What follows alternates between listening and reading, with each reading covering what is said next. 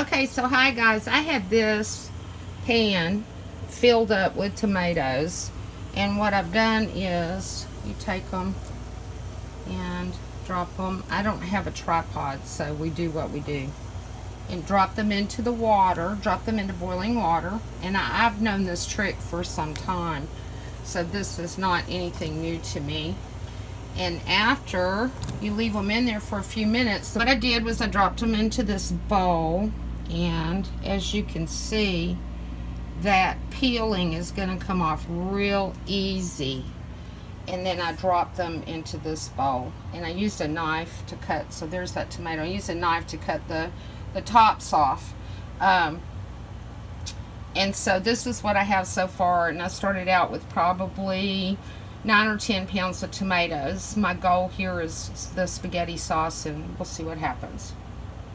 So I got all tomatoes peeled, and I've got this big bowl of tomatoes that have made an awful lot of juice, and I'm going to pour that juice off and strain them through the strainer, and then maybe start cooking them. Okay, so the recipe calls for an onion, a large onion, and I've already done half of it. And I want to show y'all this. I love this knife. It's a Hinkle. I've had it for a long time. Hinkle, I think, is a German company. Anyway, they make some great knives. And when you go to chop up an onion, this is not a tomato or a potato. It is an onion.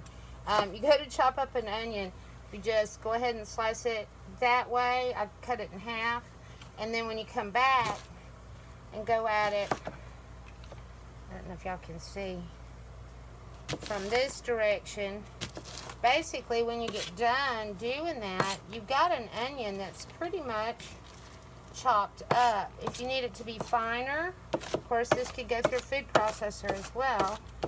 You can just, that's the beauty of a chef's knife, is that rock in action, and then push it back together, come back the other direction, and the longer you do that, the smaller your parts get. You could even go so far as to have a minced onion. Anyway, I just wanted y'all to see that. That's your onion chopping.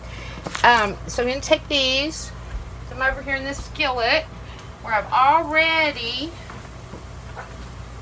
put a little bit of minced garlic that I used out of a jar, and I'm going to saute those onions until they become clear. I'm going to start processing some of these tomatoes and see what I come out with, and see what we do about making the sauce.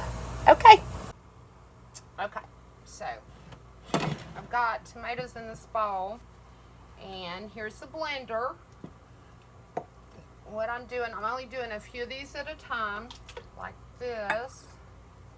And there's still a lot of juice down in the bottom of this bowl. And I'm going to hold that juice back. And it says not to process them. You know, you want them to be, keep it a little bit thick. Don't just blend the heck out of it. So,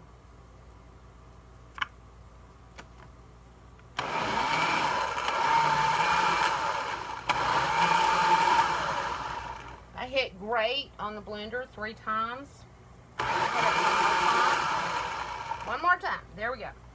And, yep, that looks good. Now, what I've done is I still have, these still have the seeds in them. And I did one to where, hold on, you take the tea strainer, that like what I have here, and you're so inclined that you can put that through that tea strainer and then take something and stir it around, or even take your fingers and smush it through, and that gives you a sauce that doesn't have any seeds in it. I'm not sure that I care one way or another if it has seeds or not.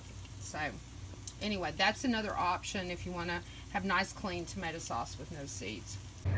So I ended up straining out all of the seeds, decided I would go for perfection. This is some fresh oregano that I got out of the garden, stripped the leaves off into this bowl, and I'm getting it all chopped up to go into the pan. So added some Italian seasoning, commercial Italian seasoning, garlic salt, and about 2.5 tablespoons of sugar. I hope I didn't make it too sweet. Anyway, oregano in the pan, and here we go. It cooked about 3 hours. So here's part of the sauce.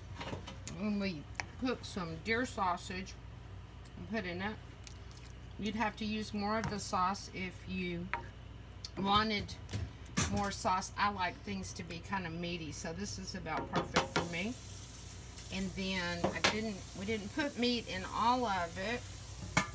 I've got this pan left that's probably got 2, 3, 4 cups.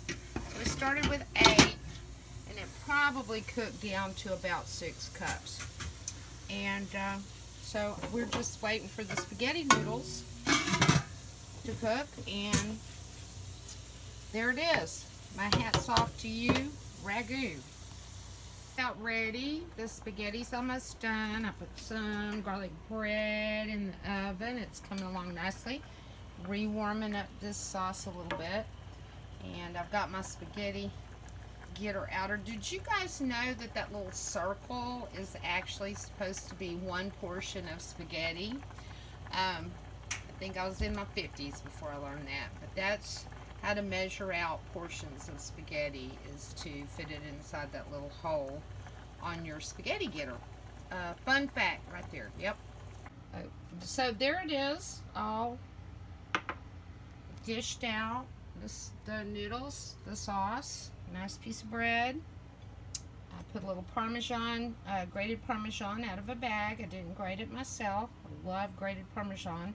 Don't like the canned kind, but I like the grated kind. So there it is, the all-day meal. Just how long it took to make the spaghetti sauce. So there it is.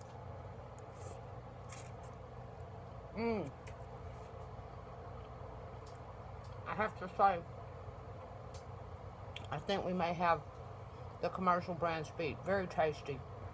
Yummy.